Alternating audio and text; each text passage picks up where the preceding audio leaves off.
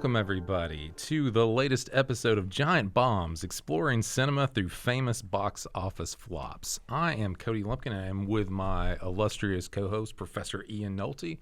We are both of the English department at Marshall University, and we teach film courses. And today, we're going to talk about that legendary 2019 box office flop, Cats. But before we get to that, I do want to provide a disclaimer. The opinions expressed in this podcast are solely those of the participants and do not reflect the opinions and beliefs of Marshall University Libraries, the Department of English, Marshall Film Studies, or HerdCon, but also we thank them because they employ us.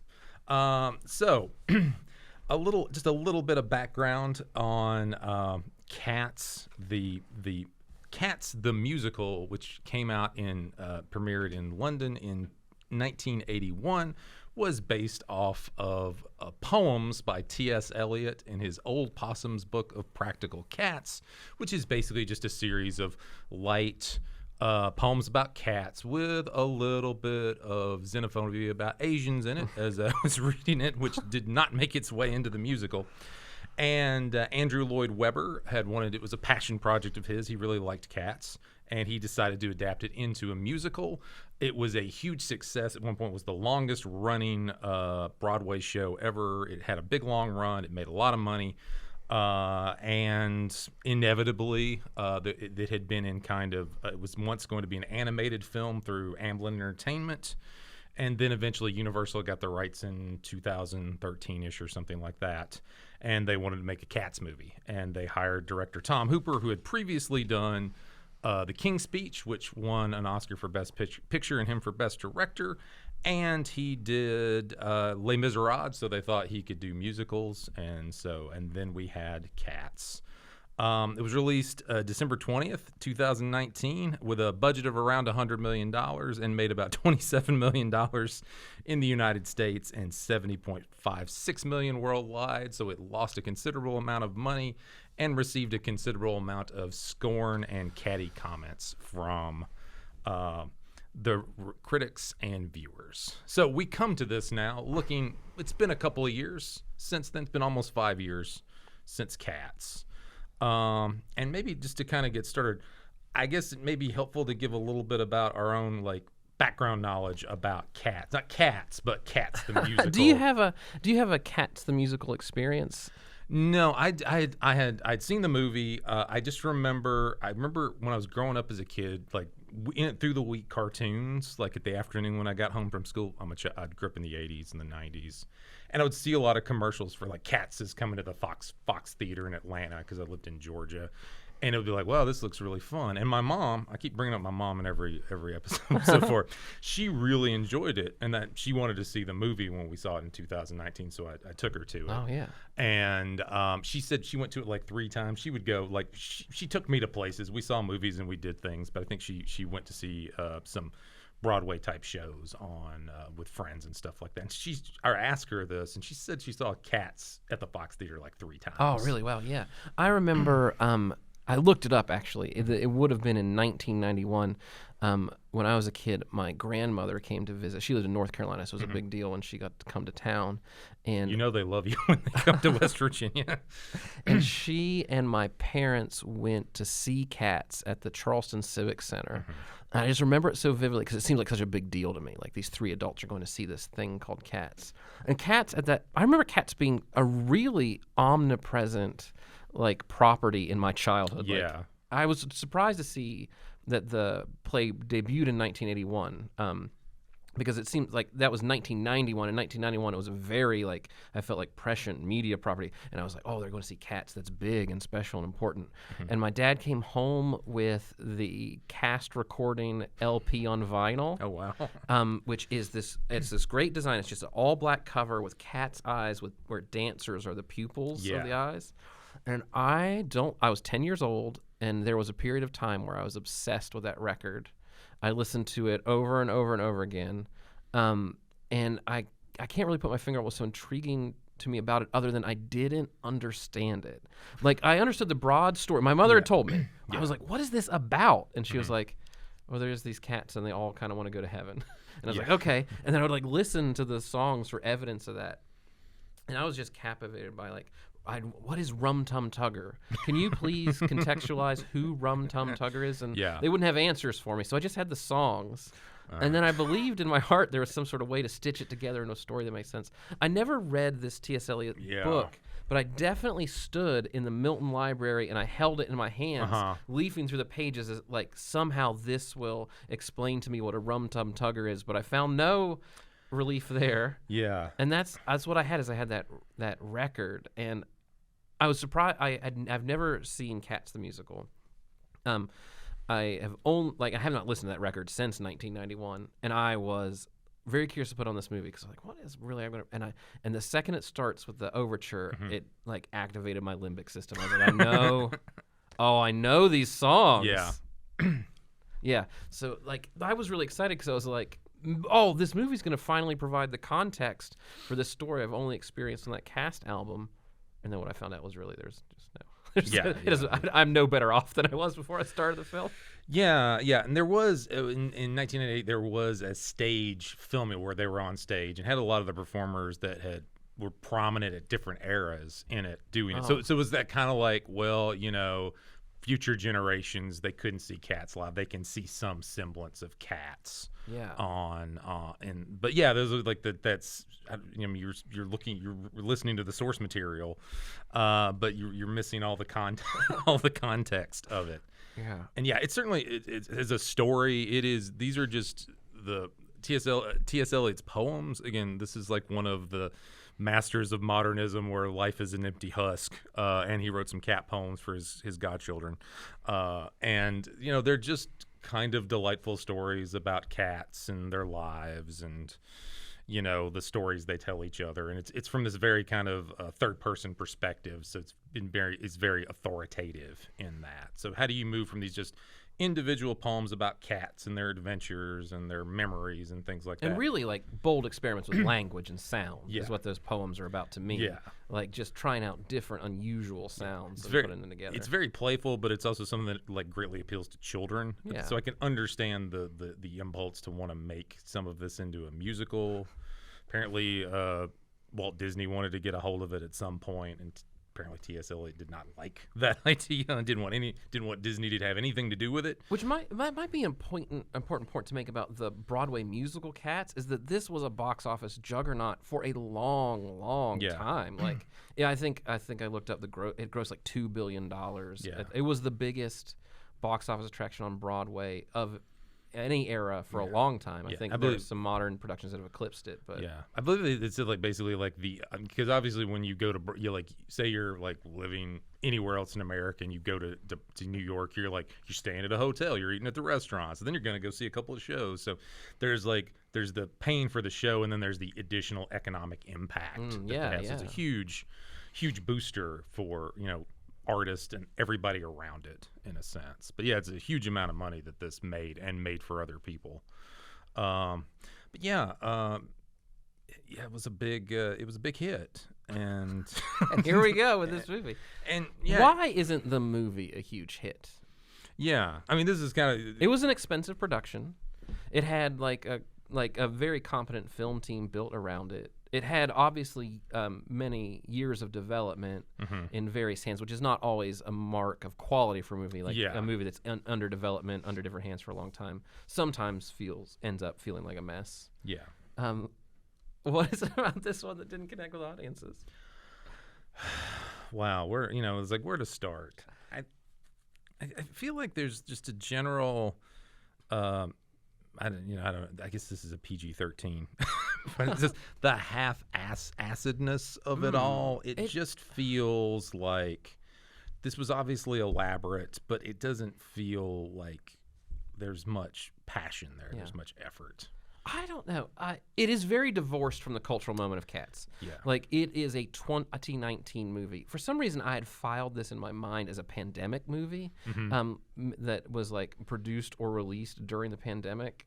Mainly, I think, just because sometimes when a movie looks very troubled or has a very, like, weird visual style, sometimes I I give it some points as a like, well, yeah, they're trying they were something. experimenting Yeah. with new shooting methods during a very tough time for everyone. There's a reason this movie feels a little sterile. And then when I saw it, I was like, oh no, this is a 2019 movie. That was weird.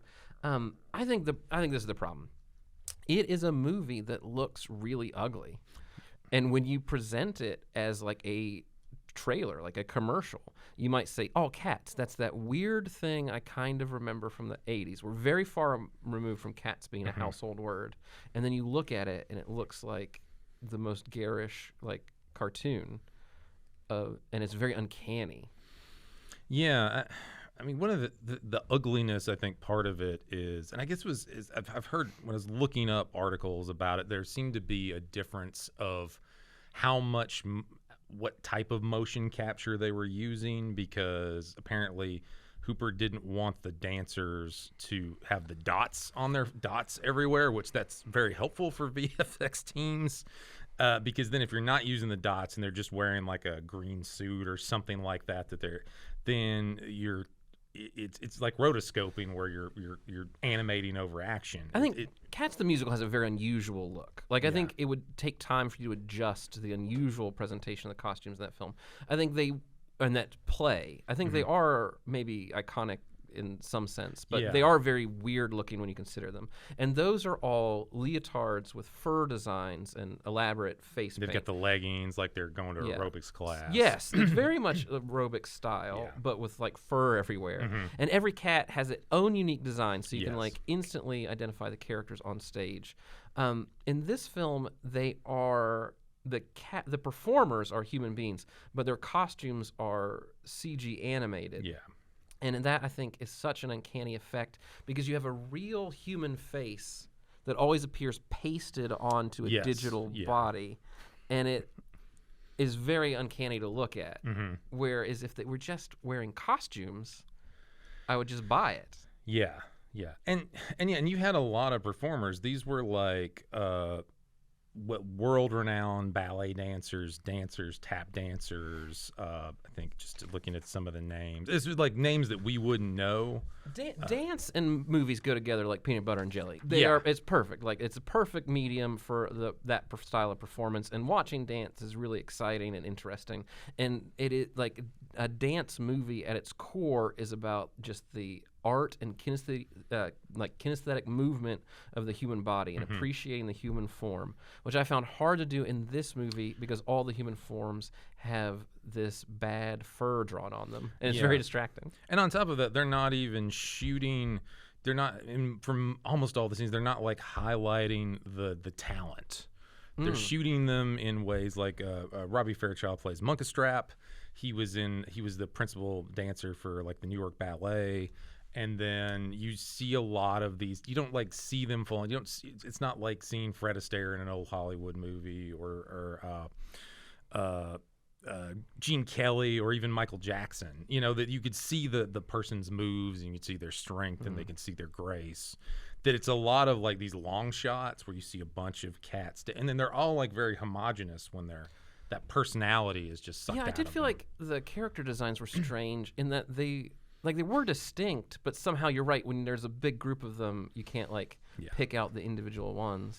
Yeah. Because the digital fur all kind of looks the same. Yeah, I felt like it was all like they're all short hair cats.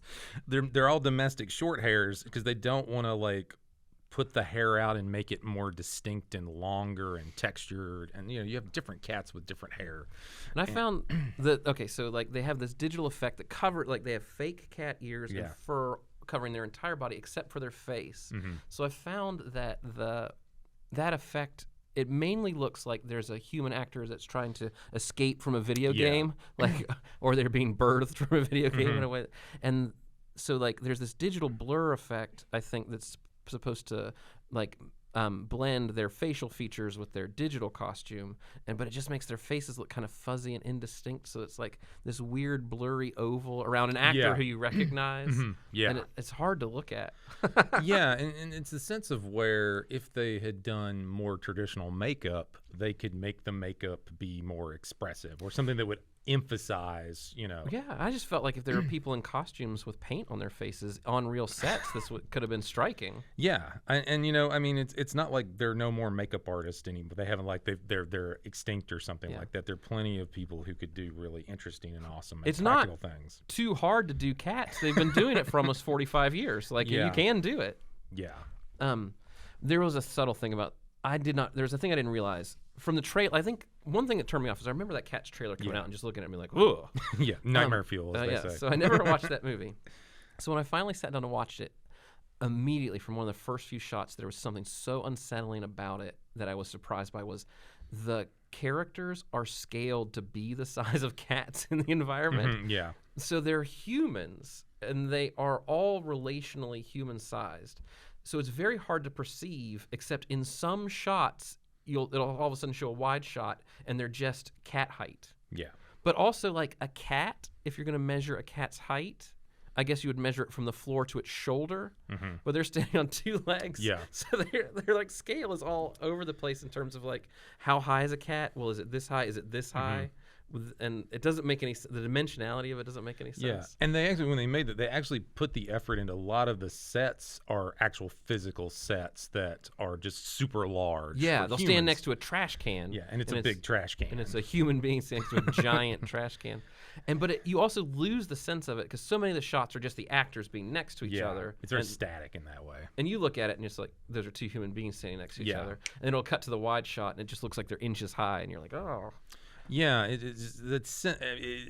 in the sense where they did these physical sets, but it feels like it's green screen because they don't seem to interact with it in a lot. There's like props here and there. Yeah, but it just feels like there's no depth of field. Yeah, it feels like they're dancing through a computer game. Yeah. There's this one shot where it's the railway sequence. With Skimble Skanks, the railroad Skanks, well, Skimble Skanks, of course. And they are dancing down the railroad tracks. But I thought the sense of scale got so messed up that all the cats look like they're 2 inches high all of a sudden. And it just really breaks your sense of like who these people are. Yeah. It seems like they're shrinking and growing constantly. But that is at least one of the numbers. I think it's one of the better numbers because they actually they allow cinema, like, oh, they're on a train. Oh, they're on a train. They're allowing the medium of film to go to different places than beyond a stage. Yeah. And I think that's one of the better numbers in the. So I think, like, if you ask the question, why did this movie bomb? I think it just has to be the trailer was so unappealing because it just looked so gnarly, and that there wasn't this great passionate upswing of like people waiting to buy tickets to Cats. So he presented them with his old musical, and they looked at it, and it looked so bizarre, like such a bad, like just the look of it is so unsettling. Yeah, that it turns people away. But I found when I looked past it, I was like, what is Cats? Where is the story embedded in this? But then even the story of the movie is, I don't know, it's so weird. You're right, it's so weird that it's just the songs back to back. I mean, it is I guess it was in that era. This came after a chorus line, and this revival of what would be called the revue musical, which would be just kind of like, here are a bunch of numbers. People somebody's going to do a tap dance sequence. Here's a ballet. Here's a comedy sequence. And so you'd have an evening of fun with all of these different things. And Cats is sort of like that. It's different cats doing different musical numbers with absolutely no transition from one point to the next. It's sung through, yeah. And I think the story of Cats is easy to understand, but it is very hard. Like, if you just say it sounds insane. Yeah. Like, there is one cat, old Deuteronomy, and she is going to pick one of the cats to just basically die and ascend to the afterlife. Yeah, they get like a do-over. Yeah.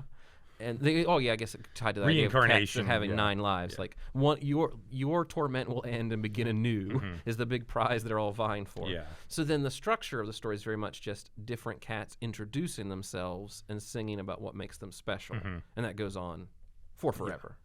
And in the this is something that's different from the musical and the film version, is that there's a fair amount of those songs where it's other cats singing about the cats, and not the cats singing their whole part. So it's this whole thing where it's totally different. Like if another cat's singing about this cat than if the cat's singing the thing that they've already said, which there's so much that's just taken directly from T.S. Eliot's poems. He is the lyricist. There's a few things like Memories, which I think was somewhat based off of an unpublished poem by Eliot. But there's just a lot of stuff that he just it's his stuff. Like it's like I'd say 80 to 90% of the lyrics are T.S. Eliot's. Yeah. They move things around and stuff like that.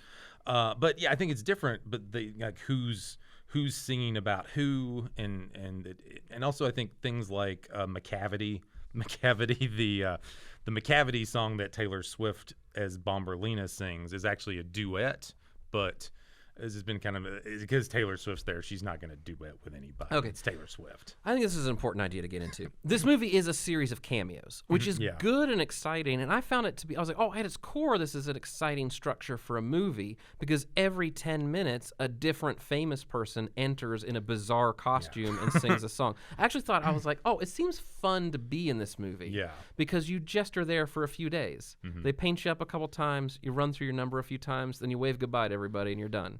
So I was like, man, it was probably fun to be in this production. This is a movie that has Taylor Swift in it. How does it lose? Like Taylor Swift cannot lose money in 2019. How does this movie lose money in 2019? It's like crazy to me. Like, how is this not called Taylor Swift is in this movie, the movie, and just sell tickets out the door? Yeah, I also kind of want that like there was a point like if they did a movie version in the 90s, they probably would have made a lot of money. But that group that was that idea of like in terms of marketing and all that, like 2080, like there's the 20% of people that really, really care about something and the 80% that would just be casual fans about it. And it seems like nowadays with like musicals that end up being successful on film are ones that are very divisive and that only certain types of people who love musicals are going to go watch them. Yeah. And it is a very old, it's a long in the tooth genre. It's not a hot genre. Yeah. But, and it's not to say like, oh, the theater kids will like that or just people who love musicals. They might go, if you gave them something they wanted, they would go watch it a couple of times and make sure that they bought a digital copy and they would support it even though everybody else is. Because I find, I don't know how you feel about it as a teacher, but like musicals are hard for some students to get into. Some people are like, I love musicals, and people are like, I don't understand this when they break out into song. It's strange and disorienting. And then I have to tell them things like, well, you like Straight Outta Compton, right? That's a musical. It's like, no, it's not. It's like, yes, it is. You have songs that advance the story and reveal character, and all of these musical biopics are basically for current audiences more palatable musicals. It's just these kind of integrative musicals where in fantasy worlds and things like that. And so even like attempting to make the cats look like cats, which they do a terrible job of, I was like, it's like they have the power to make cattails move around, but they don't know what to do with them as far as like expressions and emotive and what is suggested by a cat's tail being up or down or swishing which way. They don't understand that. It's like they didn't study enough about cats. you feel this movie would be improved by a careful application of cat behavior. Like Jackson Galaxy, the famous kind of cat kind of counselor. Maybe talk to him a little bit about cat behavior. I just feel like it's just like, and also I think the VFX team was like they were trying to figure out stuff that hadn't been thought of, and that takes time, and they were under a lot of pressure. And apparently the director was very non-complimentary about the work they were putting out, and they were working around the clock. And apparently the film just got finished right before it premiered. Like, you can feel the crunch in this movie. There's a lot of visual effects, and like it's just every shot has hundreds of visual effects in it. So yeah, I can't imagine the crunch this was under, which like you have to take into account where you're like, oh yeah, it was too ambitious. Yeah. There are too many shots on that shot list to accomplish them all. It's one thing, like if you're going to like the Lord of the Rings and you think about the Gollum character, it's one thing to do like we're going to do one character and we're going to do him so amazingly well. And 20 years ago, over 20 years ago by this point, that you could pit that. But then you've got like 15, 20, 30 cats in the background, and you're going to lose texture and definition in that. And the effects just they get so far in the way of this movie. For example, like, okay, this is a movie. You're watching it. 75% of the way through, Taylor Swift descends from the ceiling and sings a song. And drugs everybody.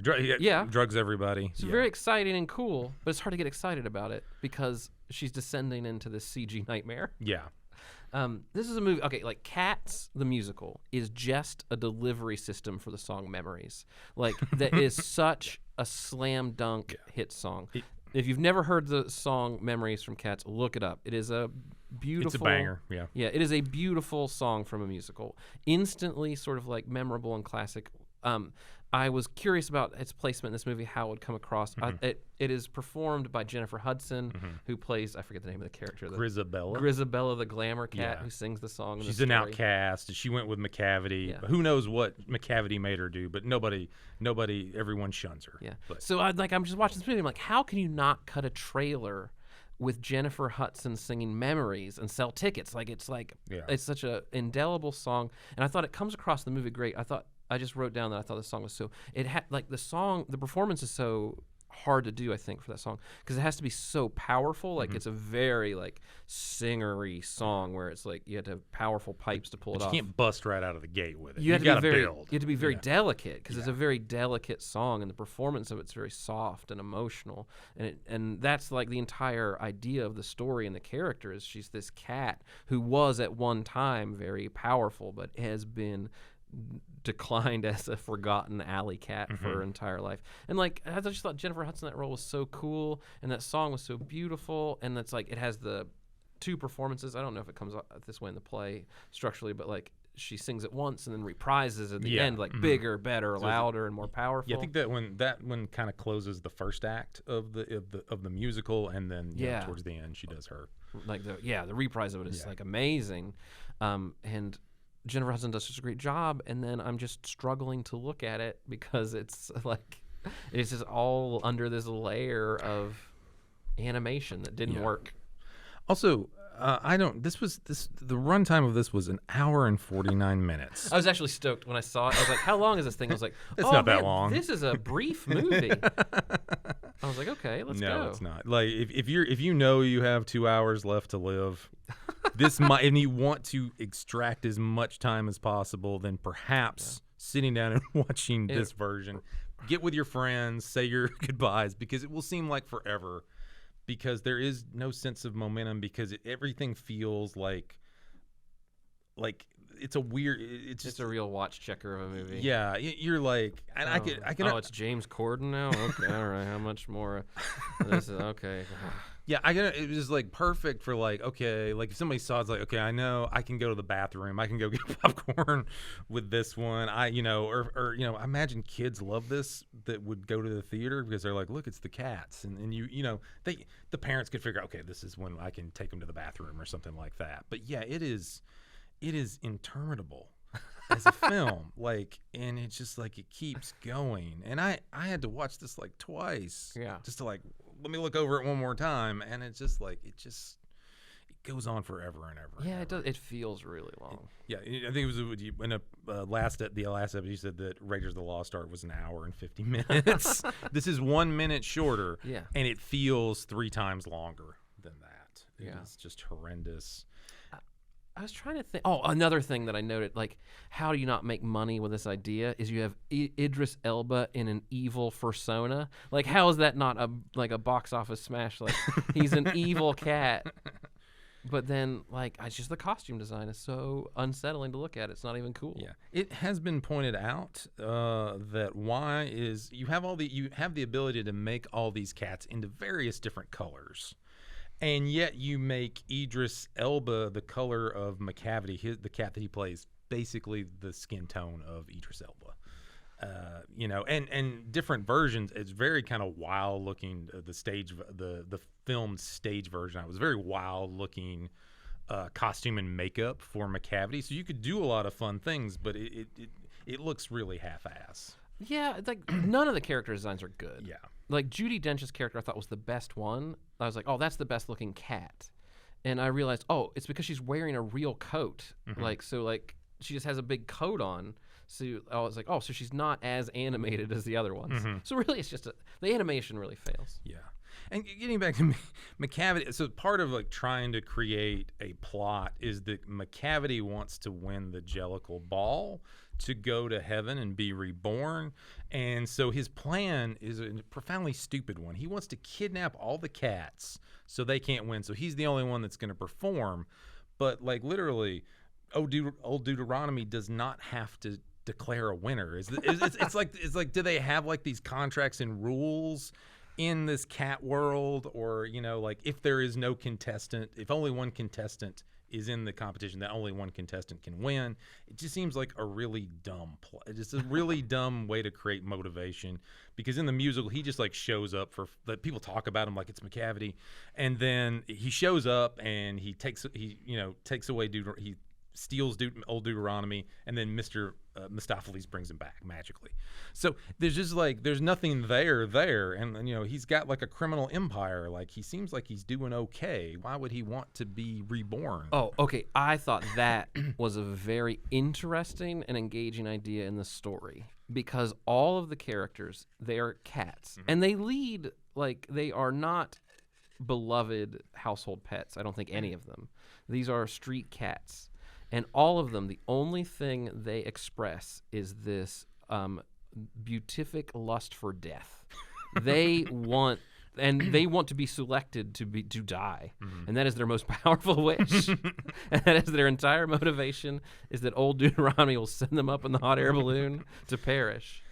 I mean, and that's the great reward. Like the most virtuous cat gets selected, and she gets this beautiful send off to die and be no more. But it's an annual thing, so wouldn't yeah. Although there is cat death in this film, in that the Growl Tiger dies. He's kicked off the bar. He's the barge cat. Growl Tiger, the barge cat, played by Ray Winstone, who actually has his own little musical number. Oh yeah. Which I may be the only person that wants more Ray Winstone. No, you are not, numbers. because I thought so too, because I was like, oh, this is a movie where Ray Winstone sings a song, and it's so interesting. Like, I like Ray Winstone, yeah, and I was like, it's so interesting seeing him sing a song. And then I was like, how's this not good? There's so many things I could say about this movie that sound good on paper. Yeah, like like I think, but there's also like a lot of like miscasting in the film. I think Ian McKellen, great actor as Gus Asparagus, the theater cat, great actor, but he doesn't seem as doddering as Gus the theater cat should be. In the poems, it's like that he's got palsy and his hands are shaking, and he's very weak and old. Like he's almost like he should get like grandfathered into going, to being the Jellicle choice. He's so old at this point. But even though McKellen is in his 80s now, he doesn't feel like a doddering kind of. There's a life to him. There's a fire in him. It's like him and Patrick Stewart or. Oh yeah, I didn't think about it that way, but you're right. He's very much playing doddering. Yeah. Where I bet you could find a doddering actor. Yeah. And it would be something that it seems a little bit like obvious casting in McKellen, although he's a fine, again, great actor. But it seems like he's a little, like, he's not necessarily the ideal character for that particular role. Like, I would really, like, it's a little like Sunset Boulevard, what the actress's name in Sunset Boulevard she was a silent screen star, and then the pictures were small, and she didn't. Yeah, I can't pull her name. I can't remember her name. But yeah, to have somebody that's like way older and like we haven't seen in a while, and then we see this exciting performer. Ian McKellen's still very much a current movie. Yeah. Oh yeah, it would have been cool to bring somebody back, maybe. Yeah. More. I don't know who, but yeah, somebody's like, we haven't seen him in a while, and they still got it, kind of thing. But it's like a surprise. There's one aspect of this movie that actually made me believe, and that was Judi Dench. I thought she did so good in like in this middle of this movie, was really like holding it together. She has this one line. She has the best line in the whole movie, which is she confronts McCavity, and like they're having their big climactic confrontation, and she tells him, "You'll never be my Jellicle choice," which is like nonsense. It's like absurd nonsense. But I just believed her in that moment. I was like, yeah, that word Jellicle is a real word, and that does make sense. You would never choose him for the Jellicle ball. I believe that you believe that's a real thing, Judi Dench. And I really bought it. And then she does have this great kind of like closing number where I felt like I was like almost like emotional about the movie. I was like, okay. oh yeah, almost. I believe that she's sad about the events of this film.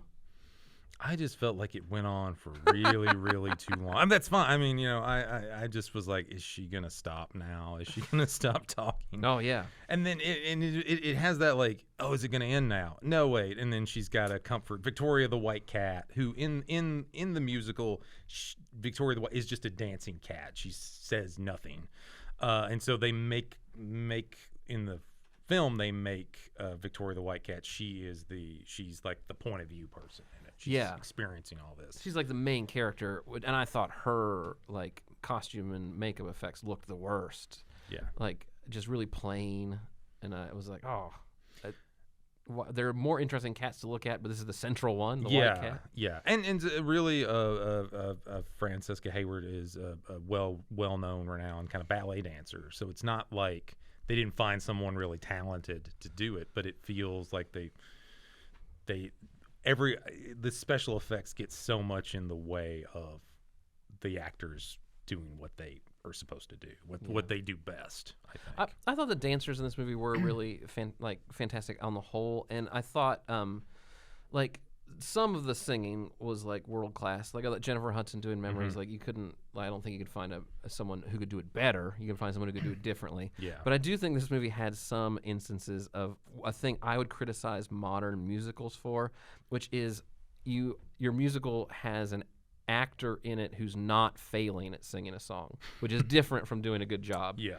So like there's this long Rebel Wilson number where I like Rebel Wilson a lot. Yeah. But she's not exactly like a Broadway level singer, I don't think. In my opinion, this song was like one of the worst ones of the movie. Yeah. And like James Corden as well is like has this really long song where you're like, okay, you aren't doing a bad job, but it is taking a while. Yeah, I think of those. They tend to. Yeah, that's another example of these actors that are miscast. They're terribly like. It also feels like when they do these kind of castings, where like let's put what we think of as popular comedians of the era on. Those are the things to me that date a film the most. Is that those numbers and those performances are just going to seem really strange. Yeah, the old Hollywood musicals from like the 1930s, like they had singers and dancers in them who came from just a different era where they were singers and dancers, and if they didn't sing a song, they didn't eat, and it's a miracle that the movies came along in their lifetime. So you're seeing someone who is a very skilled technician sing a song. Versus, I think in modern musicals, a lot of times you're seeing a movie star who has learned a trick. Yeah, and even like old Hollywood, they would teach them how to sing, dance, act, to do all of those things, and so they would be, I guess a 5-tool player, as they would say in baseball. They can do all these different things, and because the studios may want to put them in all sorts of different roles, like James Cagney, legendary gangster. Film actor, he did musicals. That was where his training was, and he danced. But yeah, it seems like those kind of skills are not as emphasized as that. And sometimes I do think it's a bummer to be watching a musical and be like, oh, that's someone doing a competent job singing. Well, that's not like what you want. You want it like, I always feel like sometimes I'm watching a modern Hollywood musical. I feel like I'm watching like you're watching like a high school play, and you're like, oh, they're doing it. Yeah. Okay, that's fine. Yeah. That's fine that they're doing that. Yeah. And it's okay because they're going to high school. They're discovering things that Yeah. But they may be getting better as they go. But yeah, it is what it is. But sometimes in a movie you want to see something. You want to see some professionals do. Blows your brain out your butt. Yeah. I think I was reading the Gumby cat poem from it, and basically that cat is like lays around all day, and then 3 a.m. is training mice to do labor. And basically trains cockroaches and mice to do like manual labor and work and textile work and things like that. So I feel like this is like Jenny Any Dots is like a silly but serious cat, and Rebel Wilson's performance in this does not seem serious at all. Someone that could do that, I'm being absurd, but I'm also a control freak, would have been better in that performance. If I was gonna say, but it felt like central casting kind of thinking. They're not like thinking outside the box. So I was thinking, what else? Anyone's doing musical numbers. I thought of it. There's this one moment in the film. It's just one shot that I went back and I looked at like 3 times just because I couldn't get over it. And I thought it was really like, I was like, oh, this is my problem with the film. It's Mr. What's this? Mr. Mistopheles. Mr. Mistopheles. The wonderful Mr. Mistopheles. The magician cat. When that song started, I was like, yes, I remember Mr. Mistopheles. This song it was like just like in my mind. I was like, here we go, Mr. Mistopheles. He's a cat. He's a magician cat, and I thought he had one of the better designs because he's very different. Like most of the cats, their fur wraps around their face like this, but his more starts like at his cheeks and goes up. So he has like a human jowls, which I thought made him look a little different. A distinctive pattern of black and white. Yeah, and he looks a little different than the other cats, which I thought was a real like strong. Like I thought his character design was a little bit cooler. But he wears a real hat on top of his head, which is mostly CG. And there's this, he's performing the song and he does a magic trick with a hat, like a fork he makes disappear into the hat. And then he puts it back on his head. And just this one shot of him putting this top hat on is so troubled because it's a physical hat, I believe, that he's manipulating with his physical fingers, which are painted with fake fur, going onto his CGI fake fur hat and ears. And the ears can't ever quite figure out their relationship to the brim of the hat. Okay. It's kind of like the weird, like, Han Solo stepping on Jabba the Hutt's tail, where it's it just doesn't make any, we just had to animate it. It doesn't make any physical sense what's happening. So the ears, you can see them, and then they disappear, and then they like reappear through the hat in a way that's impossible. And then you have that real physical object going onto his real head, but like the CG animation can't interact with any of it. And it just looks so wrong. Yeah. And I scrubbed back to it like 3 times, like, what is actually happening in physical space in this shot? Yeah. Yeah, there's all that. There's also like, this is and not this really. This one weirds me out is that they're like human feet, and I would have like we could easily make. You can buy cat socks online. Socks that are like in the shape of cat feet, and they look pretty good. I don't own them. I'm not that kind of cat lover. But they could do something like that because it's weird. These cats have human hands. Some of them have fur. Some of them don't. Like Judi Dench's hands are her hands, and she's got a ring on there. But the cats have cat feet, and some of them wear cat shoes. Some of them wear sneakers. Some of them wear tap shoes and things like that. But they're just bare feet, and that seems a little like. That's just that's the weird thing to me, and I don't have like some sort of Tarantino like foot fetish or anything like that, but it's just like, could you do like it'd be easy enough to physically apply some sort of cat feet on them, or maybe that we didn't have time to CGI the cat feet in, so are the actors actually barefoot the whole time, or did they CGI bare feet? And that's one of the things is I don't know what's the CGI and what's not, and it's not in the good way of like, oh, I just disappear into the film. It just makes me more discomforted about it. Yeah, it's a discomforting look, and then like. Yeah, and the Cats, the musical, is a discomforting musical. The songs are weird. They involve made-up language, and I think for you to enjoy it, everything has to go right. And this is a movie where everything's going wrong. I mean, that was, again, as I mentioned, I saw this with my mom. She wanted to see it. I think she probably remembers the song she loves. We got in where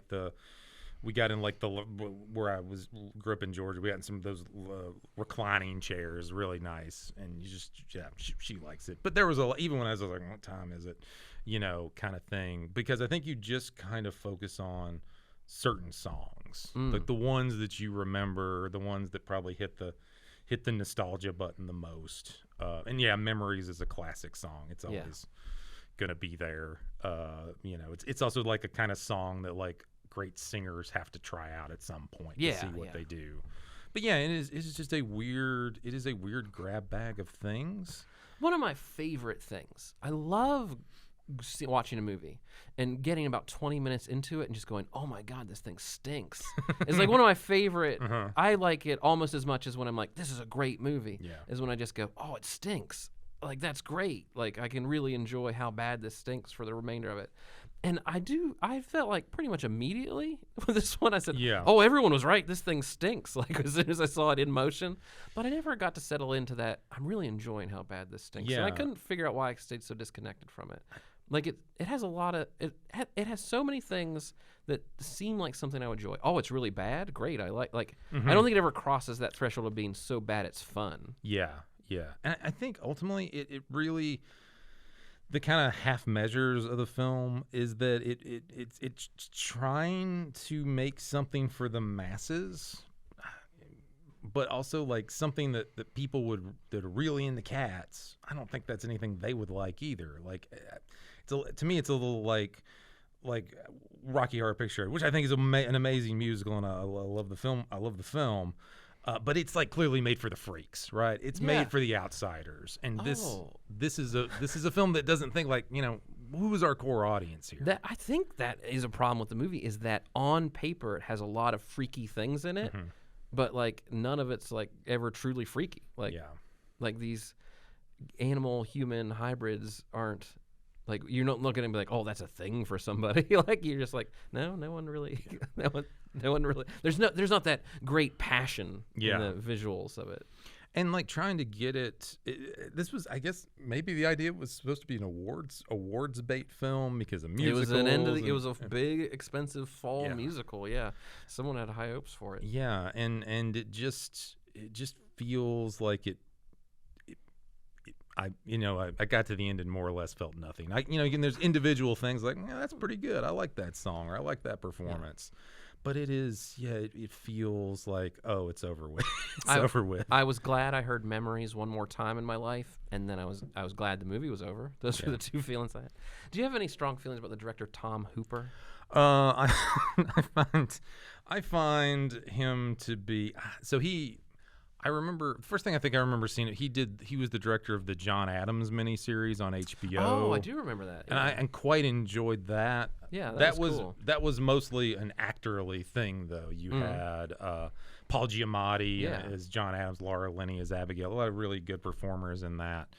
And I feel like it's one of those things. Just put a camera in front of them. Yeah. And I saw The King's Speech. And The King's Speech is the kind of, it won Best Picture. Kind of like, oh, these are the kind of films that win Best Picture. Yes, I think The King's Speech is like definitely one of those Best Picture winners that it just files into that. Oh yeah, I guess like you can watch it. I find them instantly forgettable. Yeah, and you're like, oh yeah, it's okay. Yeah, when it's one of those just there's this whole file folder of forgettable Best Picture winners, and it just belongs with those. It was also, in addition to all the Harvey Weinstein and the Weinstein Company, it was one of his films that he did these huge Oscar campaigns for. I mean, again, terrible person who did awful things, but also just he would just love to shove down a movie down the Academy voters' throat and our throats in the process. Yeah. If this is like an important Maybe film. that's what those films are like. Is like they feel classy, like they're expensive and glossy, and they just feel like someone put a lot of energy and effort into connecting this with the people who vote on the Oscars. Yeah. And that happens some years. And I did not see Les Miserables, even though my wife, that's like her favorite musical of all time. I need to sit down and see it at some point. And then I saw The Danish Girl, which it was like that film that was like Eddie Redmayne is the first transfers. He has the first kind of sex change operation. And it was right at that point where it's like, okay, maybe you should consider having a trans person play a trans character in a film. And I just thought it's pretty, but it wasn't. I don't think it really had a lot going on. And I kind of like, it's like I was listening to Mark Kermode's review of Cats. He's a British film reviewer. And he was saying, like, Tom Hooper is not that kind of director who could make Cats happen. And then he falls into, like, the thing that he always says. Somebody like David Lynch or David Cronenberg, or he didn't say Terry Gilliam, but that automatically these people who would probably have no interest at all wanting to make Cats, but like, oh, they would do something weird and interesting with it. Yeah, this movie needed It needed to be more weird. It is weird. Yeah. But it needed to be More weird. More weird. And I think by that it would mean to reduce the budget considerably. It should be smaller. And I do think that one of the things about having a bunch of cameo, because this is very much the musical is very much an ensemble. Like most of the performers are on stage the whole time. They're in cat makeup. It's kind of like it's a very demanding in terms of the dance. It's one of the more demanding plays that musicals that get performed. And so it almost feels like a resume kind of thing. Like, hey, I was in Cats, I did this, so that's great. You clearly are hardworking and experienced. That gets you the next job, because you can just, if you're going to put everybody in cat makeup, you can just constantly replace them, and it kind of be like a stepping stone kind of thing, and not this let's have the cameo hour, so to speak. So yeah, it just, I think it's a good example of a film that needed to have a much smaller budget and think more precisely about things, instead of like they get, which I guess nowadays like $100 million is close to being a moderately sized budget in Hollywood, which is crazy to think about. But I think a quieter, lower budget film, like maybe Jordan Peele would do a good job with this. I would think people in leotards, that's all you need. Yeah, and it is, I think, that the CGI neuters the passion of the performances. Yeah, it gets in the way. It's like you have this layer of artifice between what is really an elemental film thing to enjoy, which is a person singing and dancing. Yeah. Like you don't need anything but the camera pointed at the person to enjoy that. Like I have not seen Taylor Swift's the Eras film, but I've seen Taylor Swift in a CGI cheetah cat suit or whatever is not very good. But seeing Taylor Swift playing guitar or playing in the rain coming down is pretty cool to look at. Like it's like look at that. She's out there. She's playing for the fans. And I feel like somebody like Taylor realized like I just need to play to the people who love me so much, and they will grow with me. And I feel like, and that was one of the things like Taylor Swift after this, she kind of, COVID happened. That was a problem for everybody. And she decided to her music took a little bit of a different direction that was still distinctly Swiftian. But I think it's something that like she learned from I hope she learned from this experience. She seems to have, and just did something different that was much better. Like I'm the center. I need to be the center because I'm Taylor Swift. And instead of like, I'm just going to drop in for one little thing. And also, they wrote, her and Andrew Lloyd Webber wrote that song, Beautiful Ghost. That was the new song, which is clearly the song that let's get an award, because we can't win Best Song for the Oscars because they don't do old songs. Yeah. So, and that number seems, that's the one that Victoria the house cat sings. I'm sorry, Victoria the white cat. It's one that seems so out of tone with everything else in the film. They're talking about like cats and the dance around, and Rum Tum Tugger's very indecisive about everything, and he's very bi. So he'll, ladies, man, it doesn't matter. He's Rum Tum Tugger. He's having a good time. So, yeah. But I don't know. I mean, I think, this is just, it's one of these things like on paper, this should make a lot, just given this kind of like intellectual properties that are very well known and recognizable and famous and made a lot of money elsewhere, don't necessarily make a lot of money in films. Yeah, I did have hopes for this one. I did, because I was like, it has all. It's weird. It is a very dunked on movie, like one of the most dunked on movies of the past 5 years. A huge box office bomb. It looks really like gross and unsettling. And then, like when I pressed play, and I was like, this could be my favorite movie. Maybe this has all the hallmarks of a real classic. But I just think it just never jumps into that. So it never gets fun. Yeah, and it's it's like the films that we don't like in a certain era, the next generation, they'll find something beautiful or something memorable or something they love about it. I'm not a betting person, but I would bet $15, $20. There's nobody is going to have sweet, or that the next generation, those not yet born, will look at this film and say, this is amazing. What were wrong with people of your generation? I just don't think it's going to happen. Yeah. So I think, and probably everyone does not have this film on their on their resumes. Yeah. It just seems like such a midnight movie, like such a have fun and yell at the screen movie, but I just couldn't feel it. Yeah, it leaves me. Oh, it was a little fun fact. Apparently, Andrew Lloyd Webber was so dejected after this film that he actually adopted a dog. So. Oh, poor Andrew Lloyd Webber. So he's like, he said that was the best thing that came out of it is that he had a little dog that I think it was maybe a Pekingese or something like that. Oh. But yeah, this is great. I don't like the idea that he was disappointed by his Cats movie. That makes me sad. I know, yeah.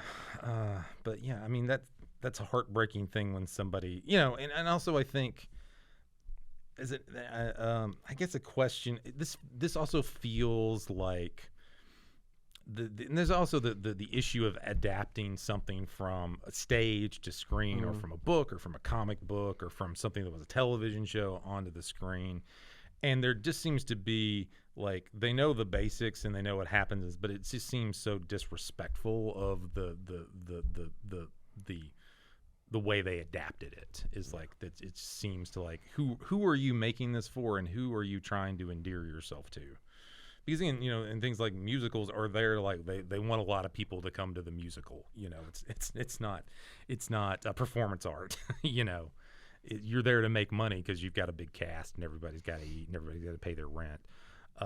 So yeah, it just feels very, yeah.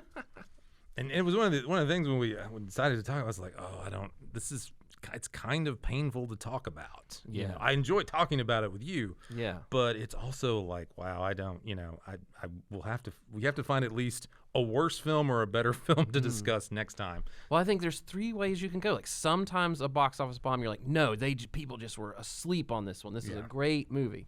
And sometimes a box office bomb, you're like, oh yeah, but it's so crazy, it's worth watching just because it's terrible. And this is the one where it's no, I think the people were right. They voted no. I wonder, it will be forgotten. It will be lost to the sands. It's just something that came out and we don't talk about it. And if someone discovers it, they're like, yeah, I could see why they felt that way. So, well, any final thoughts on Cats the musical? We'll just see if you can find Jennifer Hudson singing "Memories," and then be that the thing you take from this movie. I think that's fine. Just put it up on Spotify. Yeah. Just put up "Memory." Just put up do search "Memories" and different versions. The Ellen Page, the original singer of it, famous British theater stage actress. Yeah. Anybody there? Yeah, I think I remember thinking of what was his name? He was the Phantom in Phantom of the Opera, the big stage version that was in the 80s. Michael something. Anyway, he did a version of Memories. There's a guy singing it. The show-stopping number. Yeah. If that performance just ejects from this movie, that's fine. It was worth the production. I think it was I can't remember if it was in Jersey Girl or not, but when they're doing the talent show and everybody's doing the same stage. I think it's in Jersey Girl. Ben Affleck. There's a talent show and all the little girls are doing Memories, and then his character's daughter does a scene from Sweeney Todd or something like that. But it's something that is just so ubiquitous. But I can't fault the Memories. It's a great song. So anyway, I think we've talked this one out. Let's put this one to rest. So if you're curious, Cats is on Netflix as of this recording. Track it down if you're curious. You can be disappointed like us. So thank you all for listening and take care.